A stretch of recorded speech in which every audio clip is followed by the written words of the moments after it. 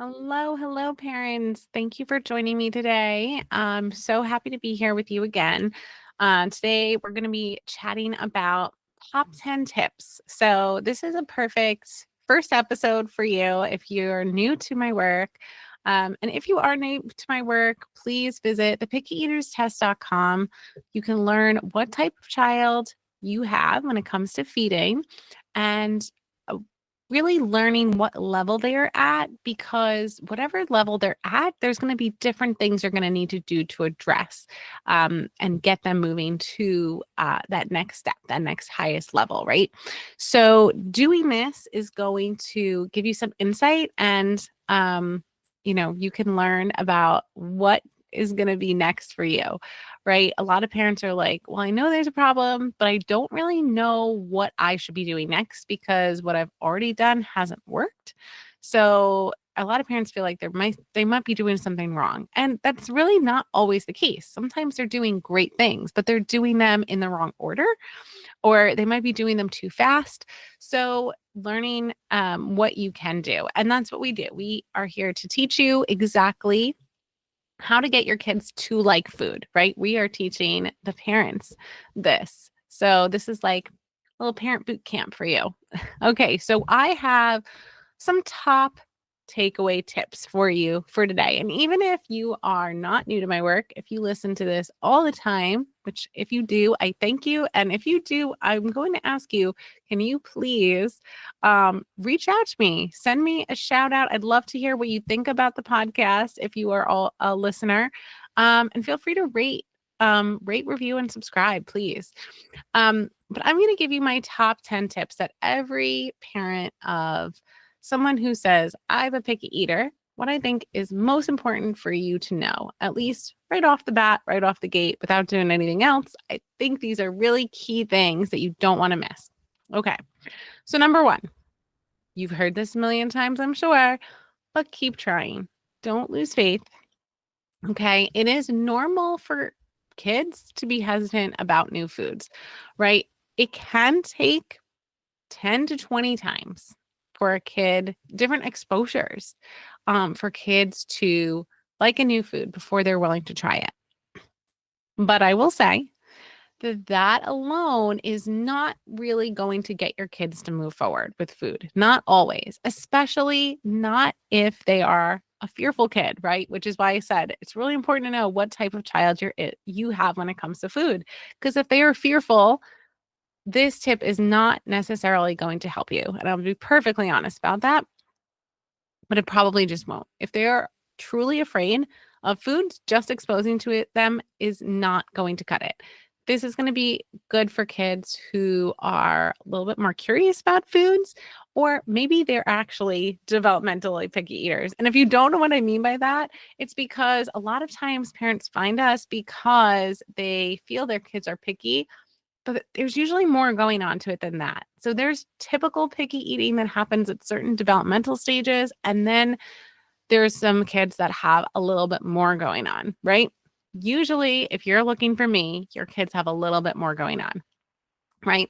So if they're just kind of developmentally picky eaters, like maybe they're, between the ages of 2 and 3, and they're just sort of asserting their independence, this is a great strategy. Definitely expose them to new foods. Okay. Next, 2, create a no pressure environment. It's really going to be tricky, especially if you come from a family where there were rules and you had to eat everything before you left the table, or it would be considered disrespectful. Or, maybe you had to take one bite, right? Or you had to do blah, blah, blah, right? I urge you to try to take that pressure off, because a lot of times it's just pushing kids further away from liking foods. From experience, the more you want them to do something, the less they are going to do it, right?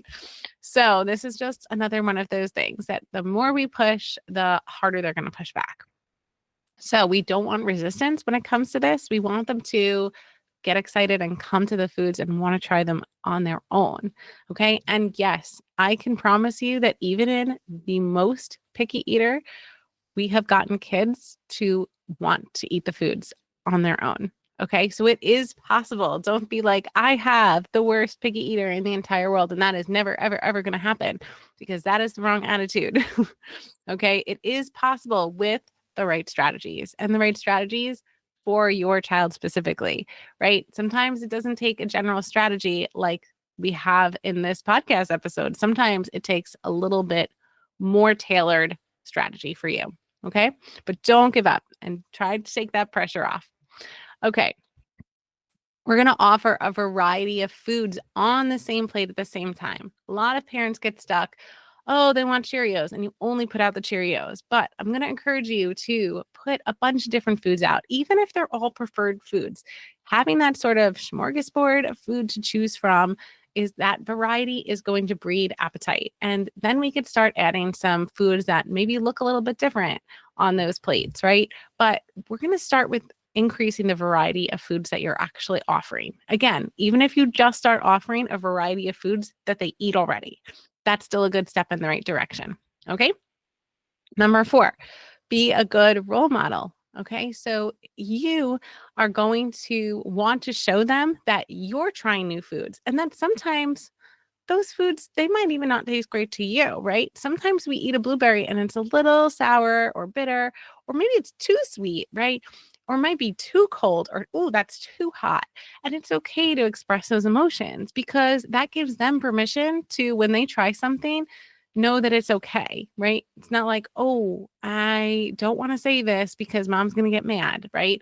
We want to be those role models and we want to show them that we're eating foods, and we might show them that we're trying a new food today, right? Like, oh, I've never had it. Even if you've never had it like that before, like maybe it's a new way, right? Maybe you go to a party or you're on vacation and you're like, oh, that looks interesting, right? And you can talk about it. Oh, it tastes salty or it's very crunchy, right? So be that role model, use that language with them so that they can then internalize it and use it themselves when they're trying foods instead of just saying, ew, it's yucky, right? We don't want them saying that.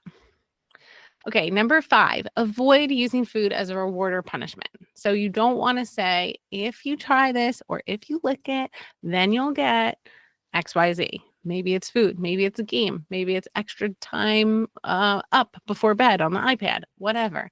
We don't want to make it about the other thing, because when you pit food against something else, that other thing is going to look way more desirable and food is going to drop and it's not going to look appetizing. It's not going to be exciting. It's not going to be fun because that other thing is way better. So it's like you have to get through this terrible thing to get to that awesome thing, right? And then at that point, they're just doing it to move on. And you can be like, great, that's what I wanted. I only wanted them to do that one thing. But be honest with yourself. That's not what you want. You want them to look at that food and be like, I want to try that. That looks good. And they just pick it up themselves and they eat it. And they go, you know what? That is good. I'm going to have more. Right? Isn't that what you want? You don't want them to be like, great, I complied with my one time. Right? That's not really what you want. Be honest. Right? So we want them to want the food. So don't make it a reward punishment type of a thing. Try your hardest to take that off of the table. And it's not going to be like an overnight thing where, like, okay, well, now that I took this off, they're going to just eat. There's going to be more strategies and things than that, but that's a good starting place. Okay. So these are like good starting tips, is what this should be, right? All right. So that's number 5. Avoid using food as a reward or punishment. Number 6. Make food fun. You could do themed dinners or create artwork out of food. And I bet you've heard at least once growing up, we don't play with food. Food's not a toy, right? But I urge you to think of food differently, right? We're shifting mindsets here for kids and for adults at the same time, right? If we want them to learn about a food, kids learn through play. So why should food be different? Even if it's not at mealtime, let's try to create an opportunity for them to play with food, maybe outside of mealtime. If you really don't want them playing with food at the dinner table, I totally get that. But maybe we can make a time to play with food or food art. right? There's a lot of different things you could do for that. I have other episodes where I talk more about this. I have blog posts on my website, foodologyfeeding.com, that talks about different ways that you can make food fun. Okay. So lots of different things. Number 7, stay patient, avoid the battleground, right? So you don't want to make negative comments that make them more anxious. You don't want to belittle them or make them feel like their sibling or their cousin or whoever else is at the table eating is better than they are because they're eating. Okay. So even if you're not saying, well, you have to eat all these foods, if you're saying, wow, I wish you were like your brother. Look, your brother, they're eating so beautifully. Why can't you do that? That's going to, it puts pressure on them in a different way and it makes them feel bad. And sometimes parents, I know if you're totally new to my work, you probably don't even know this yet, but a lot of times it's not like they don't want to eat, right? A lot of people think that they're just being behavioral. They're just being difficult. They're just being defiant. That is very rarely the case. Usually, there's an issue. Usually, there's a sensory issue. Usually, they have trouble with their oral motor skills. Usually, there might be a gut issue. They might have constipation. They might actually have a food sensitivity or even allergy, right? We've had kids that start with us and then they get diagnosed with celiac disease. I'm not saying that that's your kid. I'm not saying that your kid has celiac disease. I'm just saying that sometimes there is a different reason for why they are refusing foods. So, we don't want to make them feel bad about it. That's not how they're going to develop a love of food. I promise. So, try to keep those comments, off the table, so to speak. Okay. Involve your child in meal prep. Number 8. This is a great one. I've talked about this many times. But the power of cooking is going to be amazing because there's no pressure to eat when you're cooking. It's positive food exposure. It's learning a life skill. Right. I have episodes where I talk about how cooking helps your cognitive skills, it helps your social and emotional skills, your problem solving skills, your math, language. I mean, cooking is amazing for many, many reasons. But if you have a selective eater, cooking is going to be even more beneficial in just more than those ways, right? And then a lot of kids, sometimes they'll actually try foods while they're cooking. And even if they're not, they're still having a positive experience with food and they're moving up that hierarchy of, they might only have looked at it before and now maybe they've touched it and smelled it and they have a different familiarity with some of those ingredients, right? So even if they don't eat it that time, that still means that doesn't mean that they're not going to eat it in the future. It just means that they might need more practice with it, but it's a really good step in the right direction. Okay. Number 9, use small portions to reduce overwhelm. Okay. For children, a large portion can feel very intimidating. So, especially with new foods, even just putting one small piece is probably perfectly fine, right? We don't want to put a whole bunch of new foods in front of them. That's just too much, right? Even sometimes some of their preferred foods, it's always better to have them ask for more than for it to be so overwhelming that you're like, oh my God, I don't even know what to do with this. Like, I don't know if that's ever happened to you at a restaurant, but that has happened to me where I'll go to a restaurant and sometimes I'm sure you've had this experience, but like the portion size is just insane. It's like an entire box of pasta is in your bowl and you're like, oh my God, like this is insane. And I feel like those are the ones that, oh my gosh, it's almost like it like gets heavy, like the food, right? Where you're like, oh my gosh, I can't even eat this. And you like it looks like you barely made a dent. And like, I don't know. I just like never walk away from a meal feeling great when that happens.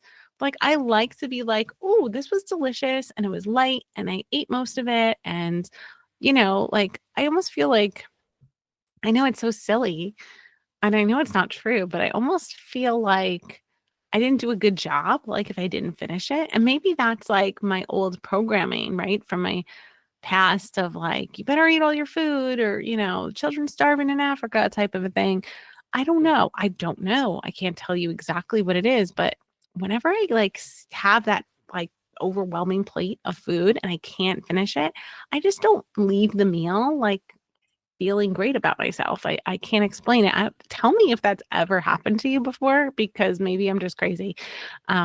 But yeah, so I mean, I can see why it would not make a kid feel great either, because I know I don't feel great with like too much in front of me. I like I said, I'd rather go small and be like, oh, I'm still a little bit hungry, right? Than, oh my God, I can't eat anymore. Like this is no good. Right? I don't know. Tell me if you feel the same. I'd love to hear about it. Um, all right. So small portions. That was 9. Last one, 10. Celebrate small wins. And we talk about this. I talk about it in my book, Mealtime Mindset. I talk about it all the time. But how baby steps will lead to the giant leaps that you're looking for. You're not going to start with the giant leaps. So don't go there. Don't think that you're a failure if you're not getting those big leaps. But remember, the small baby steps are you can't bypass those, okay? They're really important. So it's, even if, like I said, if you're cooking a food and your child touches a food that they've never touched before, that's a win. A lot of times parents are looking for the end result, right? You're looking for, but did they eat it? And you're using that as your judgment call on if it was successful or not successful. And that is honestly, I think it's just the wrong way to go about it, because you're going to constantly be disappointed, right? If you start with a lower bar, right? Doesn't it make more sense to start with a lower bar and to say, well, okay, he literally won't even come into the room where it is. So if he comes into the room, I'm going to be real happy and excited, right? That's the kind of attitude you want to have, right? Where it's like, he did it. I'm so proud of him. We're making progress. That's the attitude I need the parents to have, right? Because that's the attitude that's going to propel you. You're going to just see more and more of those wins, and they're going to build and build and build, right? But I'm telling you now, the parents that are every week expecting to see a big change from not doing anything all during the week, all the other days leading up to that one meeting with the therapist. Those are the parents that they're not satisfied with therapy. They don't see things happening fast enough, but they're not doing the baby steps. They're not taking those small wins and rolling with it. The parents that take those small wins actually see progress much, much faster. Okay, so I hope that is you. And if it's not you, don't worry about it. It's okay. You don't have to know everything, right? That's why I'm here. I'm here to teach you, right? If you were meant to know everything straight out the bat, you would have known it by now, right? But it's a journey. And you have to understand that this journey that you're on is not just about your kid, it's also about you and you learning. Maybe it's learning patience or perspective or whatever it is. I don't know what you're supposed to be learning. I'm just here to teach feeding stuff, right? But I'm telling you that your kid wouldn't be having this issue if there wasn't some lesson in it, right? For us, for the parent. And I could so attest to this as a parent, but I've learned more from my child's challenges about me, myself, my parenting, um, just about life, honestly. I mean, please tell me if you ever feel, even if it's not about feeding specifically, maybe they have a different challenge, right?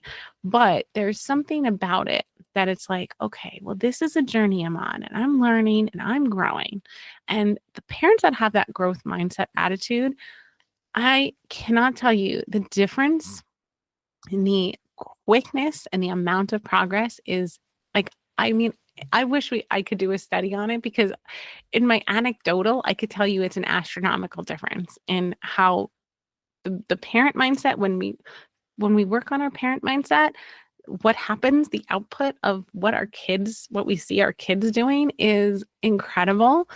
And it works just as opposite where the parents that don't have that mindset, that are very much like, well, it's my way or the highway, or no, I'm not going to do it your way, or I'm waiting for you to fix this. This is not my problem. I'm paying you to fix this, right? Those are the parents that honestly, they almost never see that progress. And I won't say never, never. It might, like, I've had parents that it's taken them years to see progress because they were very resistant to a lot of changes. They had a very fixed mindset about what therapy would look like, what their role would look like. Um, Maybe this is tip number 11, but I guess it is. Tip number 11 is the parent's mindset, your growth mindset is the biggest catalyst for change. You might not have thought that. If you've been dropping your kids off at therapy and you don't even know what's going on, maybe they tell you at the end, like, oh, yeah, they licked that carrot 12 times. They're on a roll. Great. But what else am I supposed to be doing? If you're like, I'm just going to drop them off and I'll come back later, you're not going to see that progress. I'm telling you, every time we have the parents that put in the work, they get tenfold what they put in record time. Record time. I'll just tell you a really quick story about that. Two parents, very similar profiles, little slightly different diagnoses of the kids, but both they were around 2 years old, between 2 and 3. Different years, different geographical region, like different parents. Okay. The one parent, she was never part of the therapy sessions. A lot of times it was just the housekeeper that was home with him. Um, she wanted to know what was going on. She wasn't like neglectful or anything. She was a lovely person, but she had therapy 3 times a week. 3 times a week for an hour, which is like a lot. That's a lot of therapy. I'm just going to say it's a lot. Okay. But she got that 3 times a week for an hour. And she might have had 4. She might have had 1 session of family training even. This was through early intervention. So she had all of this help. He made slow progress. We got the gut issue fixed, remediated. The parents paid for the testing. We did all that, right? We got that fixed. Okay, we're seeing some. We were with him probably 8 months, and then he aged out of early intervention. And he was doing he had made a little bit of progress. He had just started to have interest in food because he wasn't sick all the time. He had made some small gains, but they didn't do anything in between those sessions. It was only the therapist's job to come and help. Versus I had a mom, very recent mom. We were together 6 weeks. Child, tube fed, no food to my mouth. Wouldn't look at foods, wouldn't put anything in her mouth except for toys. Wanted nothing to do with food. Didn't even remember what it was like to eat food, probably, because it had been a while. In 6 weeks, she was eating solid food from a spoon, drinking from a straw, excited about food at the table. Gut issues, still some gut issues. Still some throwing up, similar, right, to the other kids. The difference, every day, that mom worked with that child on these skills. I said, this is what we're working on. Just do these couple things. Try and do it every day. Well, she did it every day. She did it more than once a day. And progress was made, right? But she had that attitude of like, I'm going to learn, teach me more, tell me more. She kept asking questions. She learned, she internalized it. Right now, what we're doing, I sit back and I watch her and I'm like, okay, let's do this next. Like I'm coaching her like I do in our parent program. She's doing all the work. She knows what to do. She knows what to do next, right? Because she's being taught. She knows she's learning, right? She's got a growth mindset. And then the other parent had a fixed mindset. And, yeah, they're different kids, right? but it's a pattern. I'm just explaining a pattern that I've seen many times. And it's just a contrast of the different types of parents. And I'm not saying you're a bad parent if that's you. I'm just saying that, you're not going to see progress as fast. That's all I'm saying. Okay. So, it's not about mom shaming or anything. I'm busy too. And I'll be the first to tell you that I don't always take my own advice, right? There's a little secret there. I don't always take my own advice. Sometimes I'm like, I catch myself and I'm like, oh, Christine, what are you doing? Come on, you know better than that. Right. Sometimes I wish I had someone in my ear being like, okay, but here's the next step.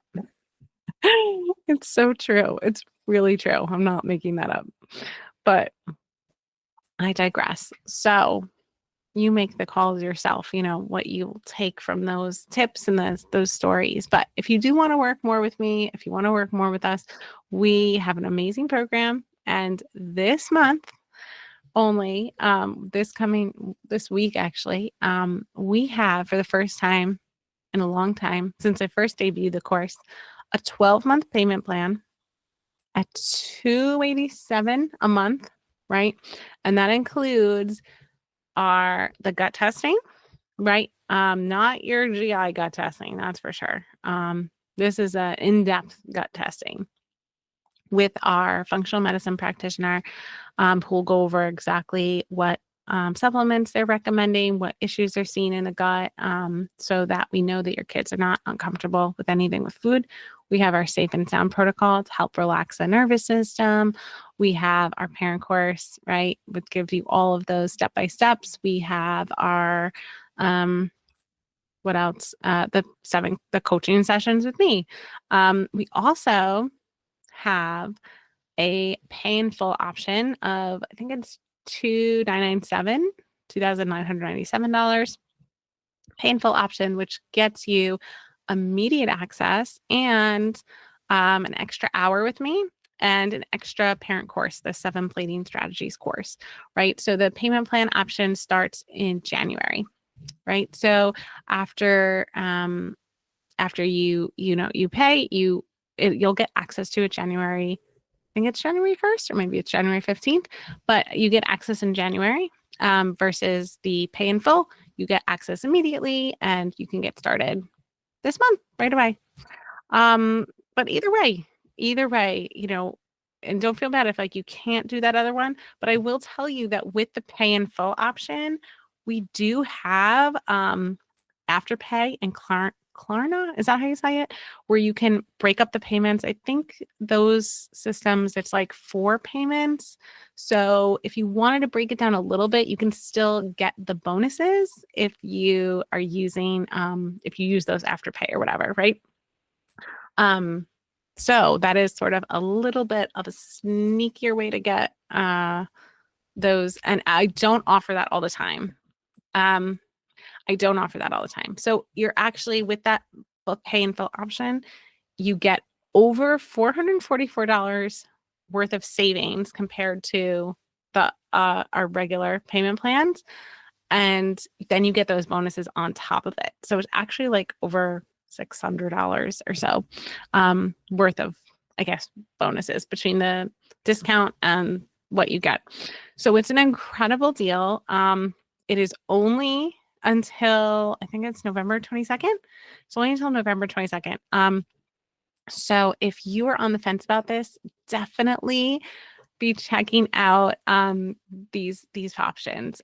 So it is going to be on the website, but if you are on our email list, you'll get an email about it. If you're not on our email list, what are you doing with your life? We have awesome tips, videos, blog strategy posts, lots of things that we send out once a month. So definitely get on that. You can go to foodalgfeeding.com. Grab a freebie while you're there. We do have a great freebie for you to download, and that'll get you on our newsletter list. So yeah, feel free to email us, DM us about it. We're here to answer questions, and I actually started doing now where you can book a call with me, but it's limited. But you can book a free call, and I can at least tell you if I think that this program would work for you. I'm super honest. I would never be like, just try to get your money. Like if I didn't think it was going to help, I would just tell you where to go to get the help. Right. There's no point in both of us pulling our hair out. Right. So, yeah. So if you're at all interested in this, now is definitely the time to buy for sure, because the price is going to be going up after that November 22nd.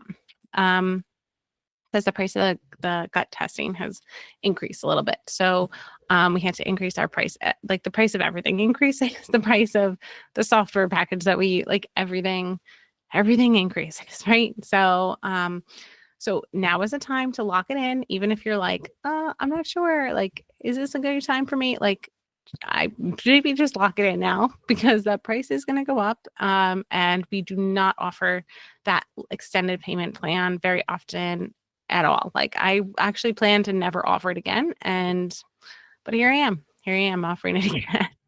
Sometimes I get like little divine downloads of like, you people need this. You got to put this out. I'm like, all right. So here I am putting it out. If you have any questions about it, let us know. But we hope to see you on the inside. I can't wait to welcome all of the people into the program and see all of these awesome transformations that you and your kids are going to be having, and all the ahas and all of the little videos. I love getting videos from our clients of like, oh my gosh, look at them. They're eating. That's literally like my favorite thing. I just love that so much. So, yeah, so we'll hopefully see you on the inside. And if not, there's more free content coming your way with another podcast episode next week to help you out. All right. So we will see you then, and have a great week. Thanks. Bye-bye. Thank you for listening to How to Unpicky Your Picky Eater. To learn more about achieving your child's feeding goals, check out Christine's website at foodologyfeeding.com. And be sure to tune in next time to How to Unpicky Your Picky Eater.